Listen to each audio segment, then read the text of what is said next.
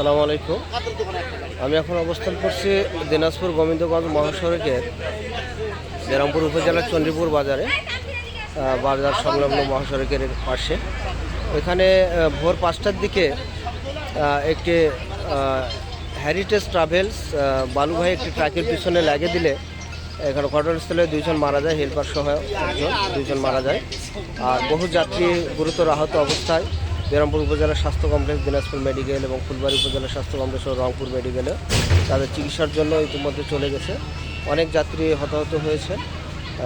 এখানে যেটুকু স্থানীয়ভাবে জানা যায় যে ওই বালুভাই ট্রাকটি নষ্ট হয় রাস্তার পাশে তারা অবস্থান করছিল। আর হেরিটেজ ট্রাভেলস দিনাজপুর থেকে ঢাকা যাওয়ার উদ্দেশ্যে রওনা দিলে রাত্রিতে ভোরের দিকে এই ঘটনাটা ঘটে। এতে 2 জন ঘটনাস্থলে মারা যায় এবং অনেকজন আহত হয়।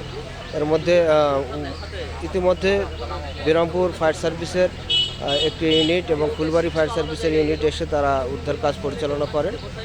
পরে ফুলবাড়ী ইউনিটের ফায়ার সার্ভিস তারা ব্যাক যায় এবং বেরামপুর ফায়ার সার্ভিসের যে ইউনিটটি রয়েছে সেটা এখনও রয়েছেন।